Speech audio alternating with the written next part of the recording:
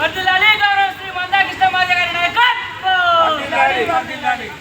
వర్ధిల్లాలి చేయుత పింఛన్దారుల ఐక్యత.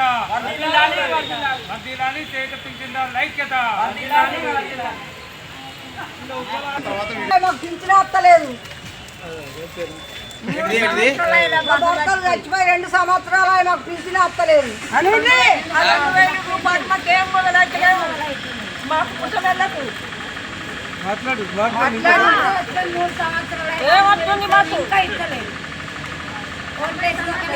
ఓట్ చేసినాకనే ఇస్తుందా మాకు 4000 వేస్తాను కదా. ఎన్నో పథకాలు అమ్మాయి మాకే మా పిల్లలు పింఛన్ ఇంకా ఏం సార్ ఇంకెన్ని రోజులు ఇవ్వంటారు మమ్మల్ని చెప్పండి సార్, మాకు ఏదైనా ఒకటి చెప్పు. నా పేరు చంద్రశేఖర్, వికలాంగుల సంఘ ప్రెసిడెంట్ని.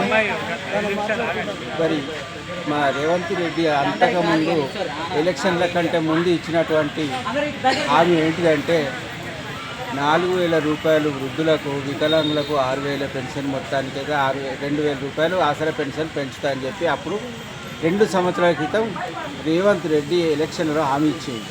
మరి ఆ హామీ ఇంతవరకు మాత్రం నెరవేరలేదు. మరి ఈ యొక్క మా గురించి ఏ ప్రభుత్వం కూడా పట్టించుకోలేదు. ఒకే ఒక వ్యక్తి మా గురించి, మా యొక్క బాధలు తెలిసినటువంటి వ్యక్తి పద్మశ్రీ మందకృష్ణ మాదిగ గారు మా కోసం ఆయన 24 గంటలు అహర్నిశలు పోరాడుతున్నాడు. ఆయన నాయకత్వంలో మేము కూడా ఈ పోరాటం చేస్తున్నాం. ఈ ఆసరా పెన్షన్లు పెంచేదాకా మా యొక్క పోరాటం మాత్రం ఆగదు. పద్మశ్రీ మందాకృష్ణ మాదిగ గారి పిలుపు మేరకు తెలంగాణ రాష్ట్ర వ్యాప్తంగా ఏదైతే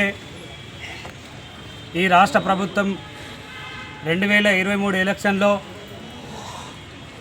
ఆసరా పెన్షన్లు, వృద్ధుల వితంతుల పెన్షన్ 2000 ఉన్న పెన్షన్ 4000, 4000 ఉన్న వికలాంగుల పెన్షన్ 6000 పెంచుతామని చెప్పి దాదాపు 20 నెలలు గడుస్తున్నా ఇప్పటి వరకు ప్రభుత్వం అమలు చేయకపోవడం నిరసిస్తూ రాష్ట్ర వ్యాప్తంగా ఇవాళ అంబేద్కర్ ఎంఆర్ఓ ఆఫీసుల మరి కార్యాలయాల ముందు ధర్నాకు పిలిపించడం జరిగింది.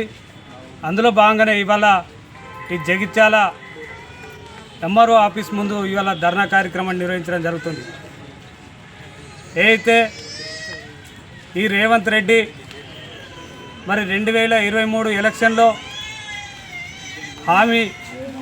ఇచ్చిన హామీని మేము అమలు చేయమంటున్నాం.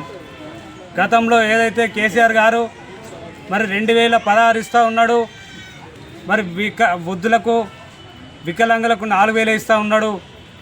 ఏదైతే కొత్త పెన్షన్లు పిఏపి కలిగి ఉండి పెన్షన్ రాని వాళ్ళు, ఏదైతే భర్తలు కోల్పోయి మరి వితంతులో ఉన్నవాళ్ళు దాదాపు 10 లక్షల మంది కొత్త పెన్షన్లను కేసీఆర్ తొక్కి పెడతా ఉన్నాడు. మరి మేము అధికారంలోకి వస్తే ఒక ఇంట్లో 2 వృద్ధులు ఉంటే మరి 2 ముసలులకు ఇస్తాం.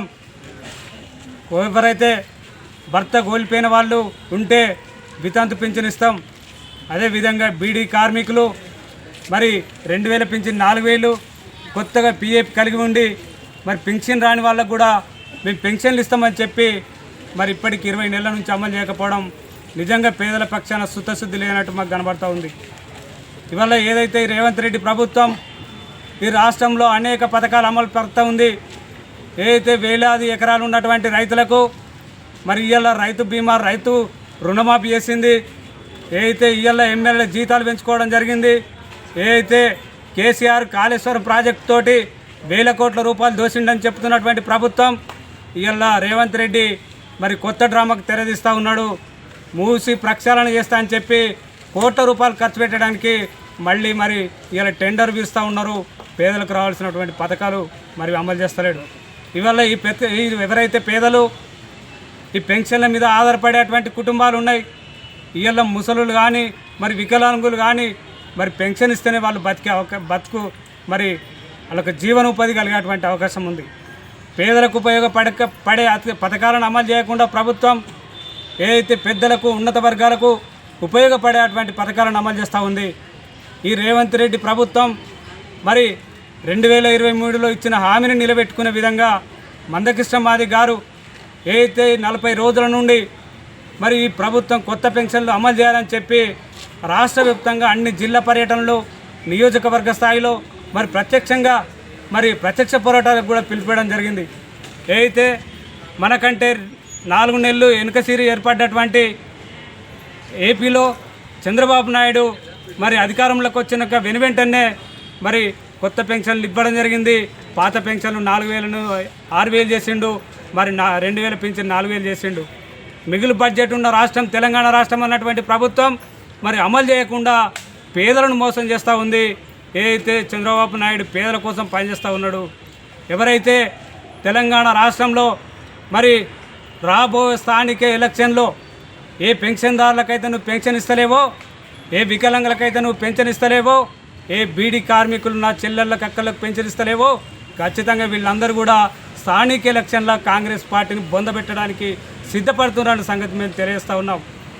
మీరు ఇదే మొండి వైఖరితో వ్యవహరిస్తే రాబో రోజుల్లో వృద్ధుల, వితంతుల, వికలాంగులతోటి హైదరాబాదులో దాదాపు లక్షలాది మందితోటి భారీ బహిరంగ సభ నిర్వహించి మరి మీ మెడలు వంచి పెన్షన్లు సాధిస్తామని సందర్భంగా ప్రభుత్వాన్ని హెచ్చరిస్తూ స్థానికంగా ఉన్నటువంటి ప్రతి ప్రజానిధి ఇలా ఒక జిల్లా కలెక్టర్ గారు, సిరిసిల్లలో ఉన్న జిల్లా కలెక్టర్ గారు మొన్న మరొక ప్రకటన చేయడం జరిగింది.